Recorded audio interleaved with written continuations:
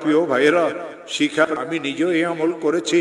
এই কোরআনে করিমকে মাথায় নিয়ে বলি, এই কোরআনে করিমকে মাথায় নিয়ে বলি, এই কোরআনে করিমকে মাথায় নিয়ে বলি, এই কোরআনে করিমকে খুলিয়ে কলিজার সাথে মিলেই বলি, আমার মাওলার নামে কসম করিয়ে বলি, যতবার আমি এই আমল করেছি নিজের জন্য, বিপদগ্রস্ত আত্মীয় স্বজনের জন্য, খোদার কসম প্রত্যেকবার আল্লাহ আমাকে এর ফলাফল হাতে হাতে দিয়েছে।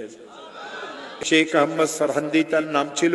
তিনি তার কিতাবে আমল শিখাইছেন, কোন মুসলমান যদি ঋণগ্রস্ত হয়, এত ঋণ হয়ে গেছে, আদায়ের কোনো ব্যবস্থা নাই, খেতে ফসল হয় না, দোকানটা অচল হয়ে গেছে, ছেলেটা বিদেশে গিয়ে ফাঁসিয়ে গেছে, থাকতেও পারে না, আসতেও পারে না, 2-3টা মেয়ে ঘরে উপযুক্ত, কারো বিবাহ হয় না, একটা মেয়েকে বিবাহ দিয়েছিল, তালাক নিয়ে মেয়েটা ঘরে চলে আসছে, ছেলেটা খারাপ ছেলেদের সাথে মিশিয়ে মদ জুয়ার অভ্যস্ত হয়ে গেছে।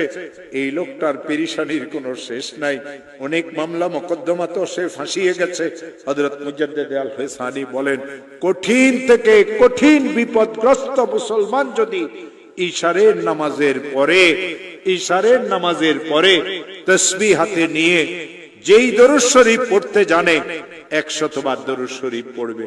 আল্লাহুম্মা সাল্লি আলা সাইয়্যিদিনা মুহাম্মদ, আল্লাহুম্মা সাল্লি আলা সাইয়্যিদিনা মুহাম্মদ, আল্লাহুম্মা সাল্লি আলা সাইয়্যিদিনা মুহাম্মদ। আর 499 বার পড়বে লা হাওলা ওয়ালা কুওয়াতা ইল্লা বিল্লাহ। একবার পড়বে লা হাওলা ওয়ালা কুওয়াতা ইল্লা বিল্লাহিল আলিয়্যিল আযীম।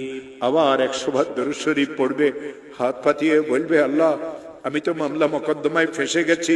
হাত পাতিয়ে বলবে, আল্লাহ আমার মেয়েগুলির তো বিবাহ হচ্ছে না। হাত পাতিয়ে বলবে, আল্লাহ আমার একটা মেয়ে তালাক নিয়ে ঘরে চলে এসেছে। হাত পাতিয়ে বলবে, আল্লাহ আমি মামলা মোকদ্দমাতে ফাঁসিয়ে গেছি। হাত পাতিয়ে বলবে, আল্লাহ আমার খেতে ফসল হয় না। হাত পাতিয়ে বলবে, আল্লাহ আমার ব্যবসাটা অচল হয়ে গেছে। হাত পাতিয়ে বলবে, আল্লাহ আমি সন্ত্রাসীদের দ্বারা কবলিত। হাত পাতিয়ে বলবে, আল্লাহ আমার ছেলেটা তো বিদেশে গিয়ে ফাঁসিয়ে গেছে। হাত পাতিয়ে